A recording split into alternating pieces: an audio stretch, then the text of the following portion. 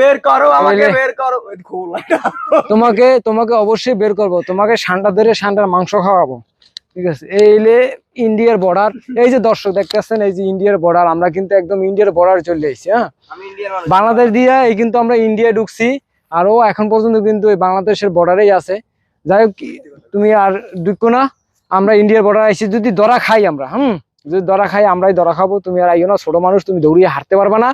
যাই হোক দর্শক, আমরা যারা ইন্ডিয়ার বর্ডার আইতেছেন, এই দেখছেন, এই বিশ্বাস করেন না, এই দেখেন, এই যে এই ইন্ডিয়ার বর্ডার কাটা তারের বেড়া কিন্তু, এই ঠিক আছে, কাটা তারের বেড়া দিয়ে কিন্তু ইন্ডিয়ার বর্ডার।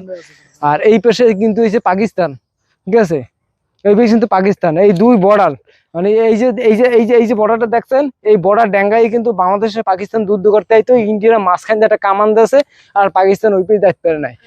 সেই বর্ডার আমরা দেখছেন। আর বিশ্বাস না করেন, দেখেন এই যে কাঁটাতারে বেড়া, এই যে দেখছেন, এই যে কাঁটাতারে বেড়া এখনো কিন্তু আছে। ইতিহাস মুছে না কোনদিন, ইতিহাস কিন্তু কোনদিন মুছে না। আর এই ইন্ডিয়ার এই যে বাংলাদেশের যে বর্ডার আছে, এই বর্ডার, এই মাঝখানে কিন্তু শুধু ইন্ডিয়া। এইখান থেকে পাকিস্তান, এইখান থেকে যাই যুদ্ধ করতে পারতো না, ইন্ডিয়ার মাঝে একদম দিয়ে দিয়েছে যে বাংলাদেশ আমাদের, ঠিক আছে, তোমরা আক্রমণ করতে পারবে না, বাংলাদেশ আমরা চালাবো। বাংলাদেশ কিন্তু অনেক চাটা পার্টি আছে যে আমাদের পাও ছাড়ে, এই লিগে কিন্তু আমরা বাংলাদেশ কন্ট্রোল করি, তোমরা পাকিস্তান আইয়ে তোমরা দূরে থাও, ঠিক আছে।